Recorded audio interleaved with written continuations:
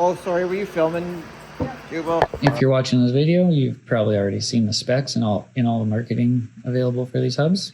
So this video is just going to go skip all that and go over riding experience with the hubs and report on my observations after using them for a season. It's fun to build the wheels up. The hubs are not weird in any way. The rear hub assembles normally compared to majority of other hubs on the market. There's only one spring in the hub, which is supposedly the source of slipping or skipping. It is a rather stiff spring though. I did notice the ratchets and spring are similar to the EXP model from DT Swiss. Maybe you could fit 2 EXP ratchets in these hubs and get a tooth count upgrade. The hubs don't scratch easily when installing spokes, which is nice. I've seen hubs that seem to scratch at the slightest nick of a J-bend spoke. And I like that I was able to use the same length spokes on all the flanges with a center drilled rim. I like the way they sound in the stand. On the bike, it kind of fades into sounding less unique to my ears, although more on that later.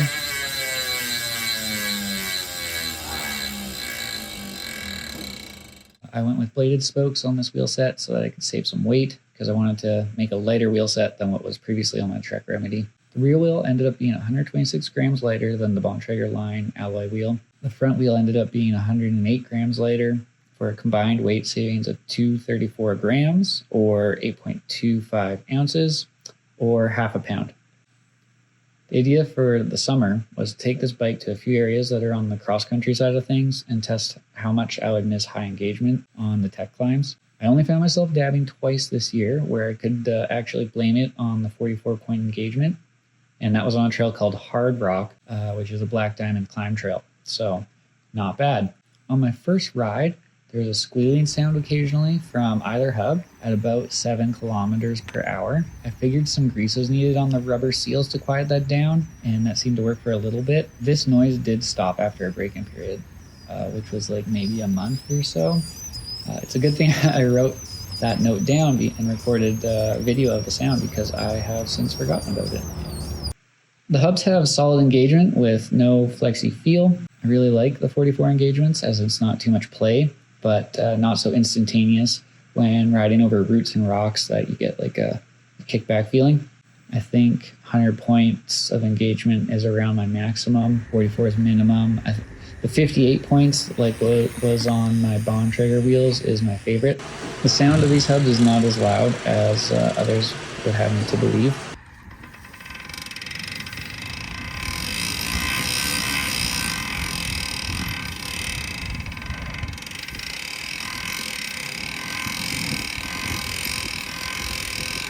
Rolling resistance in the stand is noticeable, probably just the rubber seals adding to the rotation friction. I did not notice it on my first ride as rolling resistance, and I did not notice rolling resistance at any point in the year. I did notice it on the bike rack though, and if the bike is upside down, the wheels do tend to stop a little quickly. On subsequent rides, there was squealing from the hubs again around 7 kilometers an hour, but like I said, that's gone away and I've forgotten about it. The wheels, they felt pretty poppy and responsive. On some of my first shuttling days that I took this bike on, I did not notice any creaking, but the hub is loud when going a little fast, even with a full face helmet. I did a local race and got first place, so the wheels can be fast. On my fourth ride with the wheel set, I was at the bike ranch and I heard some creaking develop, but this was also apparent on other bikes around me, so it was probably just the ranch dust. Come October riding, and the wheels are still quiet and there's no creaking or pinging. They're rolling well, the seals are stiff and prevent the front wheel from spinning on its own when it hangs on a bike rack. And I saw that through my rear view mirror. I was going 100 kilometers an hour and the wheel wasn't spinning. I think the bearings are good. I just think the waterproofing seals that OneUp has on the end caps are making it slow down. I don't feel the resistance when pedaling or coasting, so I'm pretty sure it's just the end cap rubber seals. I love how stiff the wheels are for corners and chattery tech sections, and I still have lots of grip, so the CX-Ray carbon rim combo must be laterally compliant, I guess.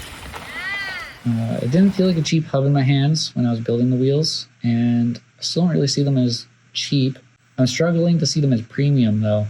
There's no play in them by the end of the season, and I only really heard them creaking on that really dusty day at the bike ranch.